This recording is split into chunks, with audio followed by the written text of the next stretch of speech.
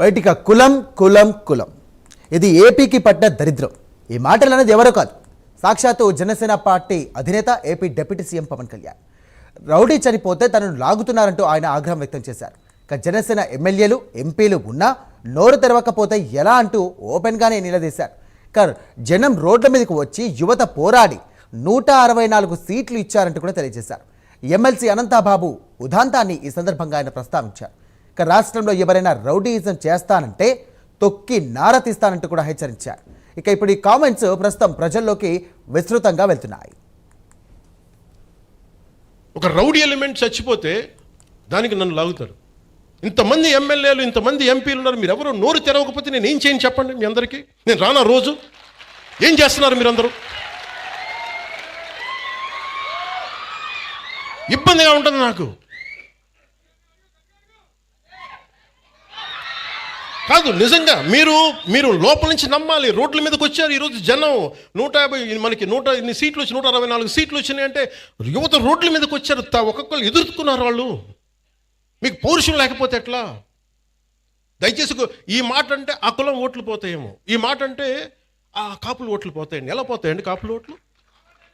అంటే అలా కాదు. ఇప్పుడు కూర్చోబెట్టి ఎమ్మెల్సీ అనంతబాబు అనేవాడు కూర్చోబెట్టి మర్డర్ చేస్తే అది కాపులందరికీ చెడ్డ పేరా? అలయన్స్ ప్రభుత్వం లా అండ్ ఆర్డర్ నా చేతుల్లో లేదు. దురదృష్టం ఏంటంటే ఇలాంటి కొన్ని ఇన్సిడెంట్ జరిగినప్పుడు సడన్గా నేను గుర్తొస్తాను. ఇక్కడ కూడా కులం వస్తుంది. నేను కులాలను దాటి దేశం వైపు వెళ్దాం అనుకుంటే నా దురదృష్టం దరిద్రం ఏంటంటే, ఈ పదం వాడుతాను క్షమించాలి, నన్ను తిరిగి కుల చట్టంలోకి పట్టుకొస్తారు. అందరూ బాగుండాలని కోరుకునేవాడు, వ్యవస్థలో బలోపేతం కావాలని కోరుకునేవాడిని అందరూ కలిసి చివరిన కులం అనే ఒక చిన్న దాంట్లో ఇరికిస్తారు. కాకపోతే నన్ను బంధించలేరు. అది అందరూ అర్థం చేసుకోవాలి. అంటే అందుకే నేను లా అండ్ ఆర్డర్ నేను ఇప్పుడు దాకా ఎస్ఐటీగా నేను ఇప్పుడు మాట్లాడా. ఒకసారి పిఠాపురంలో మాట్లాడా. నేను ఈరోజు మళ్ళీ కాకినాడ వేదికగా చెప్తున్నా.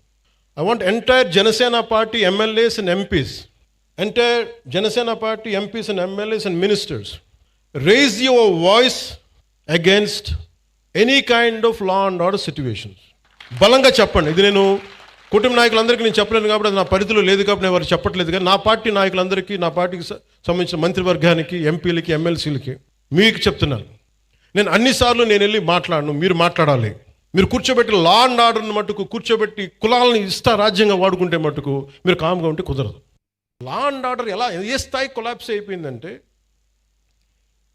ఇది ఈరోజు వాళ్ళు అధికారంలో లేకపోయినా still they are creating such belief that rowdyism will rule, criminality will rule.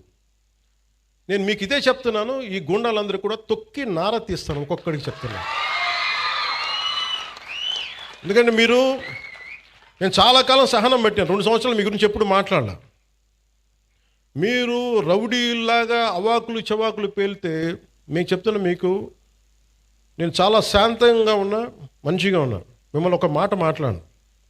మీరు రోడ్ల మీదకి వచ్చి సగటు మనుషులను ఇబ్బందులు పెట్టినా, ఇలాంటి రౌడీ మూకలు ఎవడైనా సరే ఈరోజు కాకినాడ ఈ టౌన్ హాల్ సాక్షిగా చెప్తున్నా, మాకు భవిష్యత్తులో ఇలాంటి పార్టీ ఒకటి ఉంటుంది. మాకు చిన్న వయసులో మేము పొడి చేసినా మమ్మల్ని రక్షించే మాకు ఒక వ్యక్తి ఉన్నాడు అని మీరు ఎవరైనా అనుకుంటే మిమ్మల్ని వాళ్ళు ఎవరూ రక్షించలేరు.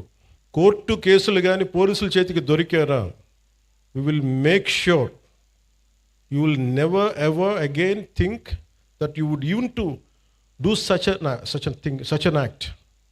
మీరు ఆలోచించడానికి కూడా భయపడాలి. ఎందుకంటే నాకు వదిలేస్తే ఎలా అయిపోద్దంటే, బీహార్లో లల్లూ ప్రసాద్ యాదవ్ గారి గవర్నమెంట్ టైంలో ఒక ఐఏఎస్ ఆఫీసర్ భార్యని, ఇది రికార్డ్స్లో ఉంది అందుకని చెప్తున్నాను, సంవత్సరాల పాటు గుండాలు తీసుకెళ్ళిపోయాడు భర్త ముందు. It's known case. ఈరోజు కూర్చొని మాట్లాడుతున్నారు చూసారా, ఎస్సీ ఎస్టీ అట్రాసిటీ యాక్ట్ అని సంఘాలన్నీ. ఆ రోజు ఒకళ్ళు మాట్లాడాల, ఈజ్ దళిత ఆఫీసర్. అర్థం పర్థం లేకుండా కులం పట్టుకొస్తాడా? ఈ ఆంధ్రప్రదేశ్ కులం దరిద్రం వదిలితే తప్ప ఆంధ్రప్రదేశ్ బాగుపడదు. ఎంతకాలం పిల్లలు ఇక్కడ ఏమడుగుతున్నారు? భవిష్యత్తు అడుగుతున్నారు. మాకు ఉద్యోగాలు కావాలి, ఉపాధి అవకాశాలు కావాలంటే అవన్నీ ఆలోచించడం వదిలేశారు. ఆ కులం ఎందుకు ఓట్లు పోతాయి? ఏ కులపు ఓట్లను ఎందుకు పోతాయి? మీరు సవ్యంగా పనిచేస్తే మనందరం ఓట్లు ఎందుకు పోతాయి? లా అండ్ ఆర్డర్ని కాపాడితే ఓట్లు పోతాయా? ఇదే చెప్పండి. మీ గొంతు తెలియాలి వీళ్ళకి. మీరు అందుకే నేను కూర్చోబెట్టి అలా కాదు, మీకు కూర్చోబెట్టి భయపడతా ఉంటే ఎవడు పని చేయగలరు ఈ దేశంలో? నేను అంటే ఒక క్రిమినల్ యాక్ట్ జరిగినప్పుడు మనం ఏం చేయాలి? ఆ దుర్మార్గుడు ఎవడో చేసే పర్పెట్రేటర్ ఎవడో, విక్టిమ్ ఎవరో, విక్టిమ్కి హక్కులు ఉండవా ఈ దేశంలో? ఒక మానభంగానికి గురైన ఆడబిడ్డకి హక్కులు ఉండవా? అంటే మానభంగం చేసినోడికి హక్కులా ఈ దేశంలో? మానభంగానికి గురి కాబడ్డ హక్కులు ఉండవా? ఒక నిర్భయకు హక్కులు లేవా? అంటే నిర్భయ లాంటి 100 ఇన్సిడెంట్లు జరిగితే తప్ప మాట్లాడరు ఈ దేశంలో. ఒక ఆడబిడ్డను కూర్చోబెట్టి రోడ్డు మీద వెళ్తుంటే ఇలా చేయి పట్టుకుని లాగి చంప మీద కొట్టే సమాజం కాదా ఇది? కొట్టాలి. అప్పుడు కానీ మీకు ఇలాంటి ఇన్సిడెంట్ జరగవు. మీరు రాజకీయ నాయకులు కొంతమంది వచ్చి ఈ బిడ్డకి ఇలా అయిపోయింది, ఆ కుల బిడ్డకి అయిపోయింది అంటే మిగతా వాళ్ళు మనుషులు గారా?